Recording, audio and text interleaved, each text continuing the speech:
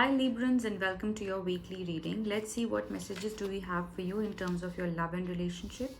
We have 9 of wands here in terms of your love and relationship.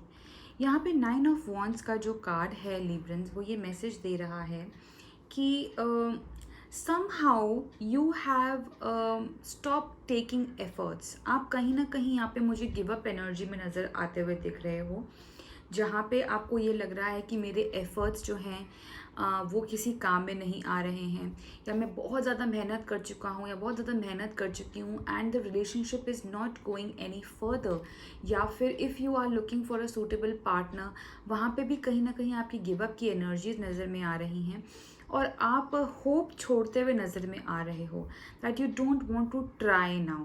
But यहाँ पे cards आपको ये messages दे रहे हैं, if you closely look if you closely look into this card, इस person के सारे जो वॉन्ड्स हैं पीछे इतनी सही तरीके से इसने लगाए हुए हैं, इतने सही तरीके से इसने प्लेस किए हुए हैं.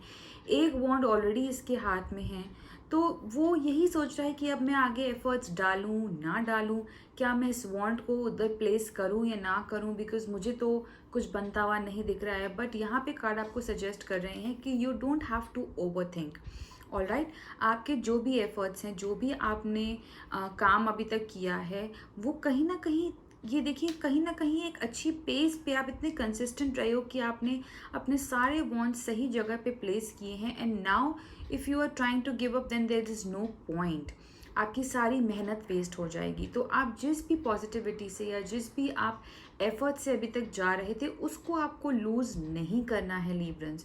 आपको वही कंसिस्टेंसी रखनी है, आपको वही एफर्ट्स के साथ जाना है, क्योंकि just remember that universe and divine always give you chances and they always test your patience.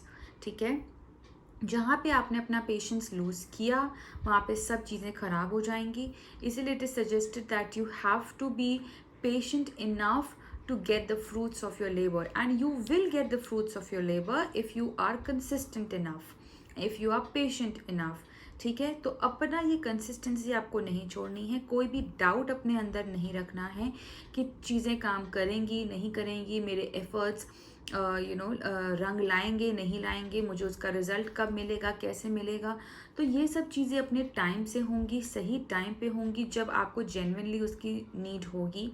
अभी बेशक हम नहीं समझ पा रहे हैं चीज़ों को, लेकिन उसकी वजह से आपको गिव अप करने की ज़रूरत नहीं है. अगर इस बार आपने गिव अप कर लिया तो अगली बार से आपको सब कुछ स्टार्टिंग से शुरू करना पड़ेगा, which is again will be a tiring task for you. So that is what the cards are suggesting, that don't give up. Now is not the time to give up. All right, just continue doing whatever you are doing. Next अगर आपके career की बात करें तो उसके लिए card आया है 3 ऑफ स्वॉर्ड्स का. ना 3 ऑफ स्वॉर्ड्स का कार्ड यहाँ पे ये मैसेज दे रहा है लिब्रंस कि किसी तरीके की, स्पेशली यहाँ पे बोला जा रहा है कि ऐसे किसी पर्सन या ऐसी किसी सिचुएशन से आपको बचने की ज़रूरत है जहाँ पे आपको लग रहा है कि आप फंस सकते हो या कोई पर्सन आपको फंसा सकता है. ठीक है, किसी भी तरीके में या किसी भी फील्ड में यहाँ पे ये हो सकता है.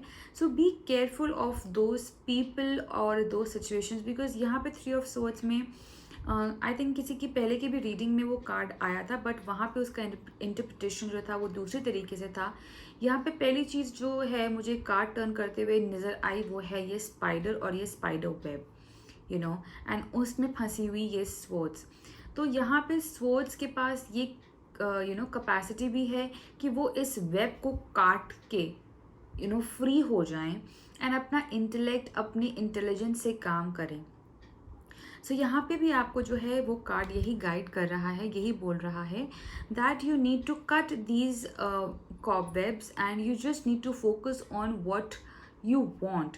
ठीक है, अगर आपके रास्ते में कोई ऐसा पर्सन या कोई ऐसी सिचुएशन आती है जो कि एक स्पीड ब्रेकर बन जाता है या फिर आपको गलत तरीके से इन्फ्लुएंस करने की कोशिश कर सकता है, तो try and act like a sharp sword who can cut all the unwanted things in your life. Okay, and Libra being again an air element and even swords being an air element, these cards are complementing you and asking you to work on your strengths. Okay, this is what is required for you in this upcoming week. Moving on to your guidance message, we have nothing is yet set in stone, mutable moon. तो यहाँ पे ये card आपको ये guide कर रहा है कि अभी कुछ ऐसा नहीं है कि सब कुछ चीज़ें सेट हो गई हैं। अगर अब भी आप चेंज करना चाहते हो, अगर अब भी आप चाहते हो कि सिचुएशन आपके फेवर में आ जाएं, तो आप उन पे काम कर सकते हो। स्पेसिफिकली अगर मैं बात करूँ आपके लव एंड रिलेशनशिप के बारे में, ठीक है, अगर आप ये सोच रहे हैं कि चीज़ों का अब एंड हो गया है, चीज़ें अपने एक एंड टाइम तक पहुंच रही हैं, अब मेरा एफर्ट्स करने का कोई फ़ायदा नहीं है, या तो अब तो मैं फंस चुका हूँ, अब मुझे आगे एफर्ट्स करने का कोई फ़ायदा नहीं है। So that is what the card is telling you, that nothing is yet set now.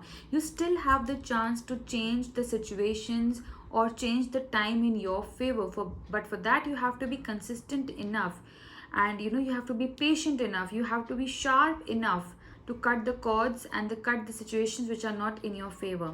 So universe आपको चांस दे रही है, सब चीज़ें आपके फेवर में हैं। आप क्यों यहाँ पे गिव अप कर रहे हो, आप क्यों यहाँ पे ज़बरदस्ती फंसते चले जा रहे हो? ऑलराइट, ये एनर्जीज में हमको नहीं रहना है लीब्रेंस, इन एनर्जी से हमको बाहर आना है, इनसे लेसन लेना है, आगे बढ़ना है। Alright, so this is what the cards are suggesting for you in this upcoming week. This is the message which is coming for you. Do follow these guidance, and I wish you all the very best. Hope you have a great week ahead.